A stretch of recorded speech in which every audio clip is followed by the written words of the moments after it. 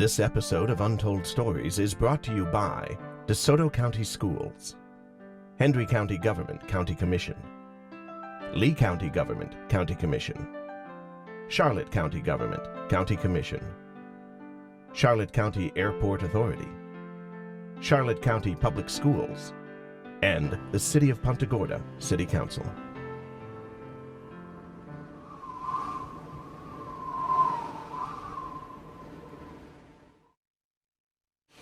Hurricanes are as much a part of Florida as its beautiful beaches and sunshine. No other state is hit by as many of these storms, and over the years, the tropical cyclones have helped shape Florida history in many ways. Archaeological evidence shows the Calusa Indians experienced an increase in tropical storm activity about 1,500 years ago. During this stormy period, the Indians, who controlled much of southwest Florida before Spanish explorers arrived, moved their settlements further inland and began building their homes on shell mounds for protection. Calusa priests were believed to be capable of predicting and controlling the storms. They likely paid close attention to natural clues, such as how wildlife reacts to lower barometric pressure. Early explorers of the New World brought the first reports of encounters with tropical storms home to Europe. In 1494, Christopher Columbus wrote the following in a letter to Queen Isabella of Spain. Eyes never beheld the sea so high, angry, and covered by foam. We were forced to keep out in this bloody ocean, seething like a pot of hot fire. Never did the sky look more terrible. For one whole day and night it blazed like a furnace. The flashes came with such fury and frightfulness that we all thought the ships would be blasted. All this time, the water never ceased to fall from the sky. Early efforts by the French, Spanish, and English to claim the Florida territory were often thwarted by tropical storms or hurricanes. Sailors sometimes recorded storm activity in their journals while at sea, but for the next few hundred years, many of the storms hitting Florida were scarcely documented due to the small number of European settlements and vast portions of uninhabited coastline. Well, there are instances of the crews from ships being washed ashore on the east coast of Florida as a result of the ship being lost in a hurricane. Now, the hurricane may or may not have struck Florida, but it certainly left stranded seamen on its shore. We start getting better information in the 1700s, and by the early 1800s, we have pretty much detail about every hurricane that has affected Florida since then. The word hurricane was probably derived from Huracan, the name of a Mayan storm god, and other similar native Caribbean words translated as evil spirit or big wind. Historian Vernon Peoples says the two most significant hurricanes affecting southwest Florida in the 1800s occurred in 1848 and 1873. He says the two storms inundated the west coast barrier island chain from Anclote Key in the north south to Marco Island. One of the differences, though, in 1848, there were two hurricanes that affected southwest Florida the same year in essentially the same way. The first hurricane that any member of my family was involved in that I know about was the 1848 hurricane, when one of my great-grandfathers, who was on a Spanish fishing smack, who had his vessel washed across Gasparilla Island. Now, in 1873, you did have a number of Spanish fish ranchos on the west coast of Florida. You had them in earlier years, too, but in this instance, they were affected adversely by a hurricane that obliterated Punta. The 1873 hurricane caused a 14-foot storm surge that flooded Punta. Southwest Florida was also affected by hurricanes of various strengths in 1878, 1888, 1894, and 1896. Records of the storms began to become more complete with the creation of the United States Weather Bureau in 1891. But it wasn't until the Spanish-American War of 1898 that a comprehensive hurricane forecasting system was established. President William McKinley was quoted as saying he feared hurricanes more than the Spanish Navy. While many of the storms in the 1800s may have been intense, they didn't take many lives or do as much physical damage as storms do today, due to the fact that Florida was sparsely populated back then. Historian Peoples says that before the railroad came to southwest Florida in the 1880s, the majority of residents living along the coastline were Spanish fishermen who worked in the waters of Charlotte Harbor and sold their product in Cuba. He says the first hurricane his mother encountered occurred in 1910 when she and her family lived on Coal Island. My grandfather was a commercial fisherman, and their home was built on pilings over the water with a footbridge to the island itself. The 1910 hurricane wasn't a terrible one comparatively. On the other hand, if you live on a 3-acre island and the hurricane is going to pass directly over you, it is significant and threatening. But my grandfather never considered for a moment evacuating. He did what people generally did who lived on the islands of Charlotte Harbor, and that was to do all those things necessary to protect his property and his family, and then you rode it out. As a matter of fact, at the height of the storm, during the eye, my mother and her brother were taken by my grandmother to the net shed in the center of the island, and she dressed them in the very best clothes so that if they were drowned, that their bodies would look decent when they were found. This October 1910 hurricane was the first observed by the Weather Bureau to travel in a loop. During those days, people didn't have a lot of advance warning about an approaching storm. Those who owned barometers knew that when the pressure dropped, bad weather was coming. Later, whenever the Weather Bureau started sending telegrams to their weather observers to tell them of an impending storm and something of the nature of it, and then they hoisted the storm flags or the hurricane flags to designate the warning. But there wasn't a great deal of warning other than what people could discern for themselves, and generally it was sufficient. During the Roaring '20s, the real estate market boomed in Florida. Northerners discovered the Sunshine State, quickly buying up cheap land only to resell it days later at much higher prices. Across the country, Florida fever was spreading fast. Though most of the development was taking place on the peninsula's east coast, growth in southwest Florida had also gotten underway. When a hurricane hit Tampa in October of 1921, causing heavy tidal flooding along the southwest Florida coast, many feared the news of the storm would frighten away visitors. But the Florida boom was underway, and no hurricane was going to stop it. Until the Great Miami Hurricane of 1926, that is. Ever since the arrival of Henry Flagler's railroad in 1896, the city had blossomed, and Florida's great land boom was explosive in Miami and its surrounding areas. However, by the spring of 1926, the boom was beginning to fade, and the hurricane is partially responsible for turning it into a bust. The Weather Bureau reported after the storm that Miami was pummeled by the highest wind speeds ever recorded in the United States. The eye of the storm swept directly over the city, delivering massive destruction to buildings and vessels. As the storm made its way across the state, hundreds of lives were lost and many structures damaged, including in southwest Florida. Ben Shepard remembers the storm. He was 12 years old at the time.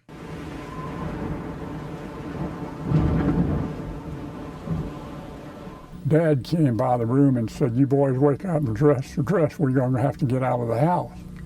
And so I took my pajamas off, but I lay down on the bed and went back to sleep. And when he came to get us, I grabbed the blanket to wrap around me. And boy, when I went out the door, that blanket was gone. And so I didn't have anything on, and the rain just felt like needles. So we went out into a field of some low myrtle bushes out there and got down, huddled down. But we never found a single object that came out of our house. Nothing. No clothes, nothing. There are fishing camps that are down on Pine Island Sound. And run boats would come from Punta Gorda to take ice and supplies down to the fishing camps, and then they brought the fish back. My mother's first husband was the ice housekeeper down there, and she and my oldest sister were down there visiting him. And of course at that time they didn't have forewarning, and they came back up to Punta Gorda, and they were headed up on the boat, and the storm hit, and they were, I think, around Boquilla, and they turned back and went to use up an island finally.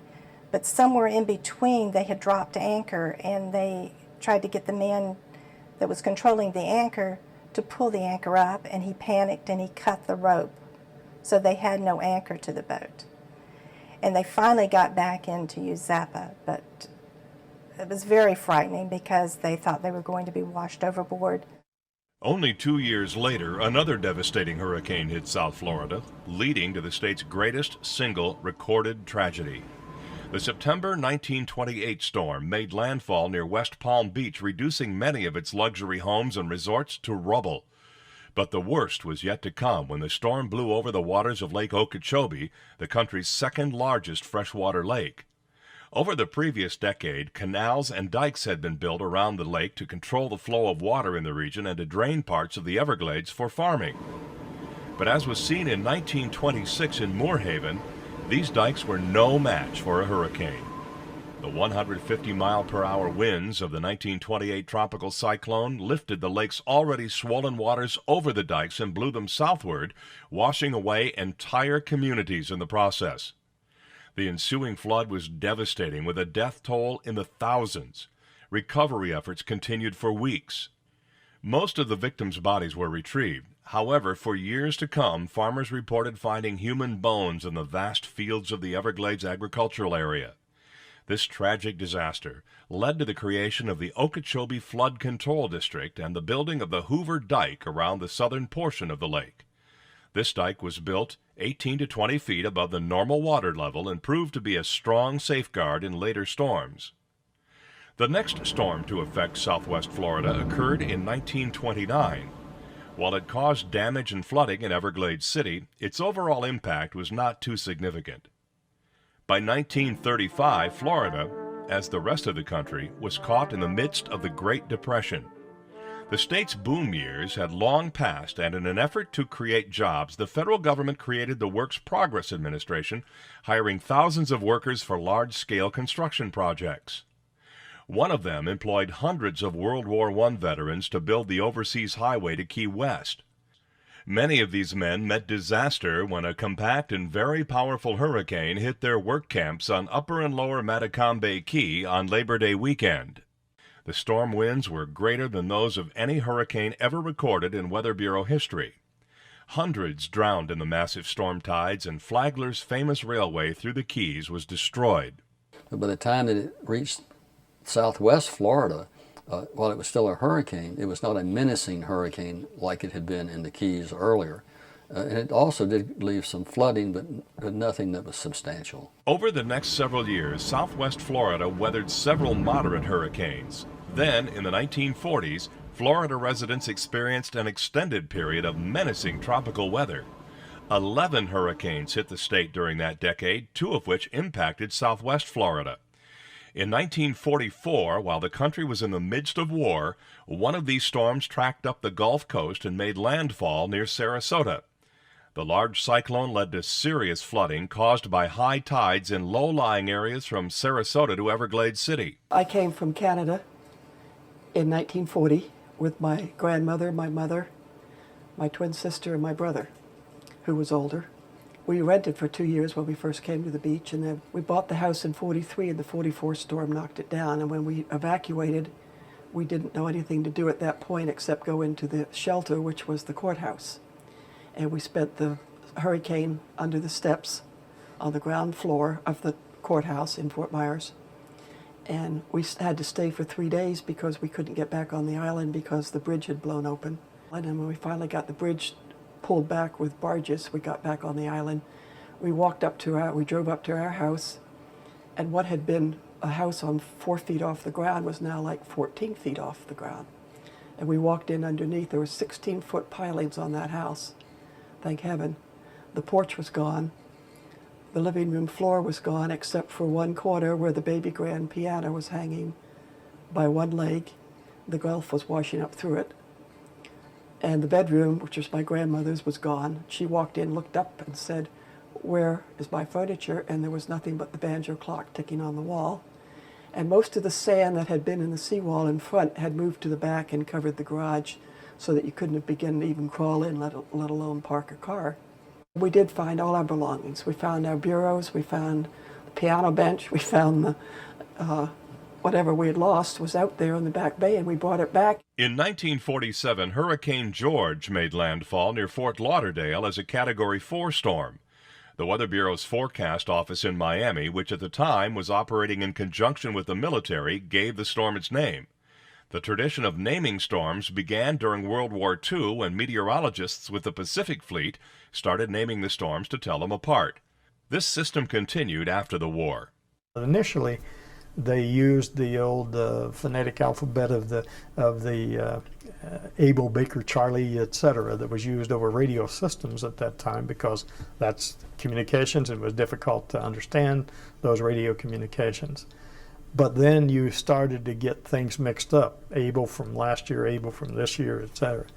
So starting in the 50s, then they started using female names for the storms, and they were different names from year to year. And then in 1979, we had a female Secretary of Commerce, and who was in charge of the National Weather Service at that stage. And the whole movement at that time, the women's movement at that time, said needs to be equal treatment of storms. In '79, you put this 6 list of names together. The primary languages that are spoken in this hemisphere are Spanish, English, and French. And so we alternated male and female, and we alternated Spanish, English, and French names. And so that's what you utilize today. Now, once a hurricane causes a major impact, that name is retired because you don't want it to come back again. The large and slow-moving 1947 storm made its way across the Everglades and exited the peninsula near Naples. Heavy rainfall and winds over 100 miles an hour pummeled the west coast from Everglades City to Punta Gorda. Once again, wind-driven water flooded much of the southwest coastline.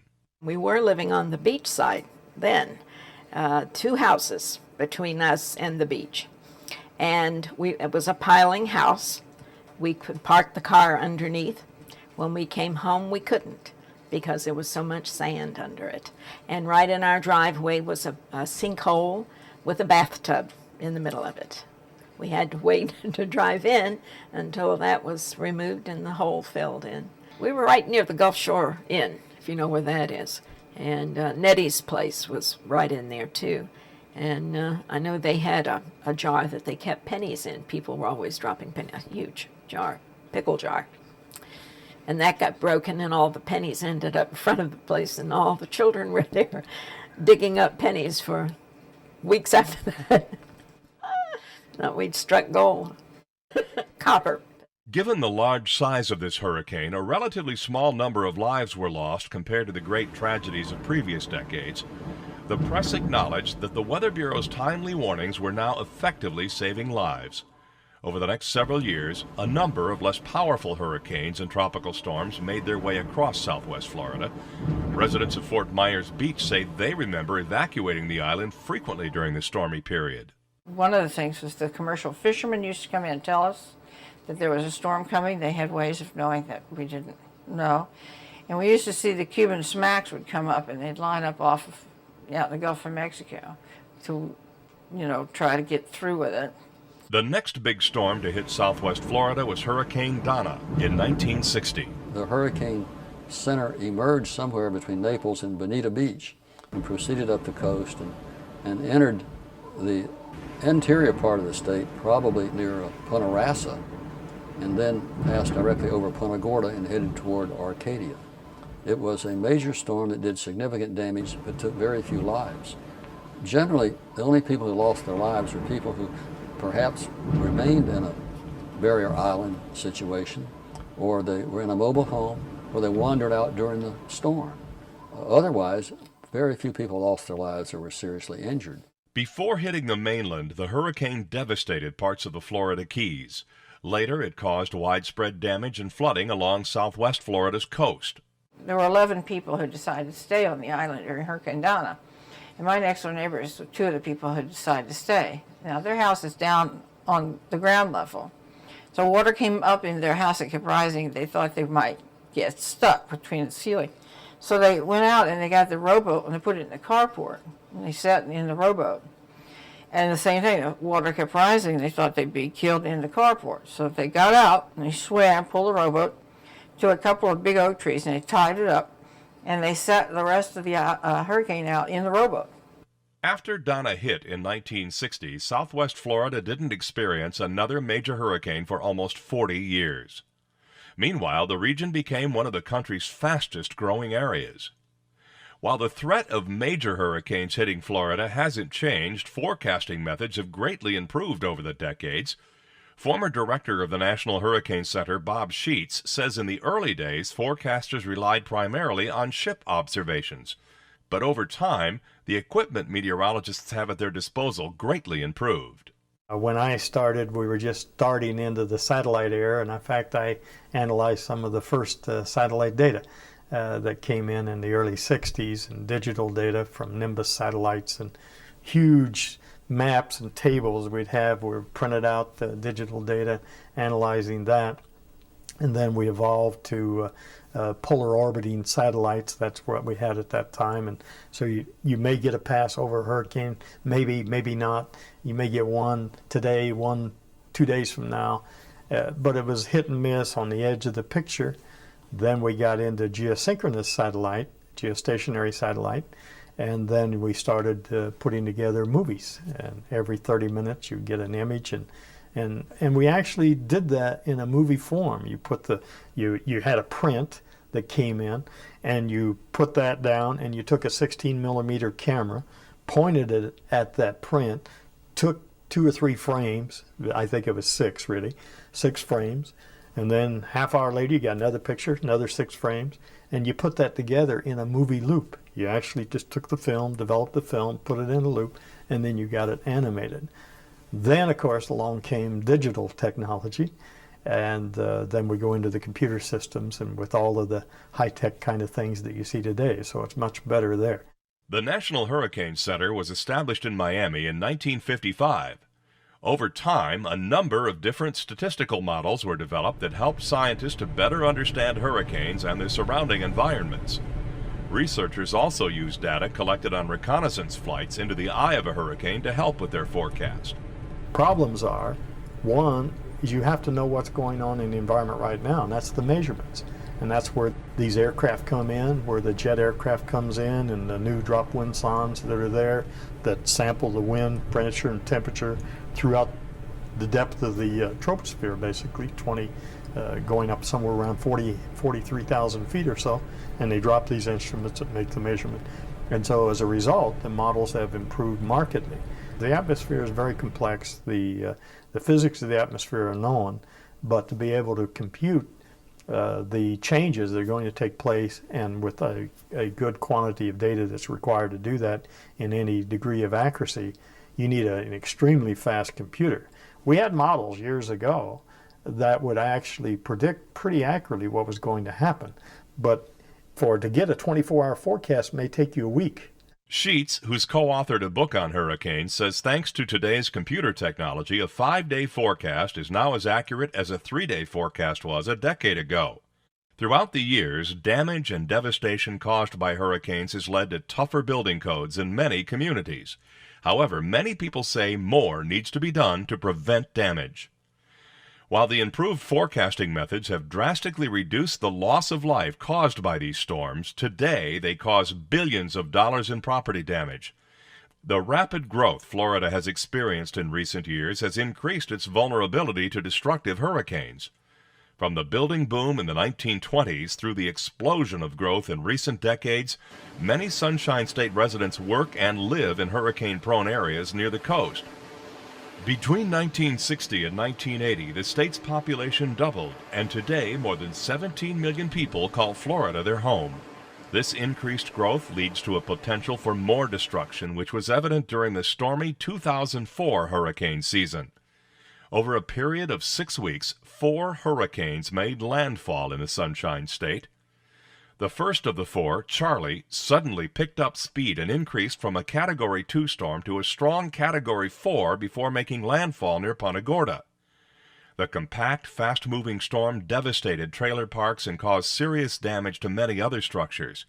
Insured losses exceed $6 billion, with total property damage estimated at twice that amount.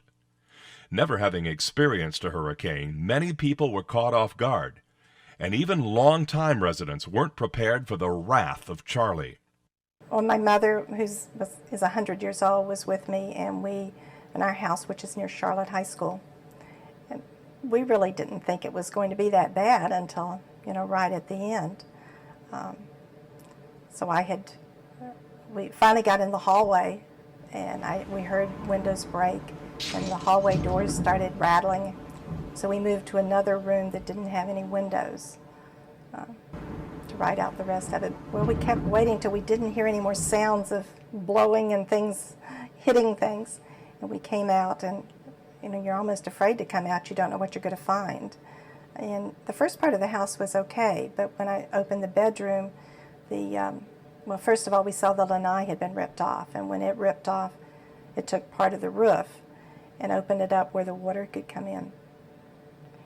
So in the bedroom, water was coming down out of the air conditioning vent. It had broken that through the drywall, and the water was pouring in the bedroom and in the bathroom, the dining room. At least 19 people died as a result of the storm, and hundreds were made homeless.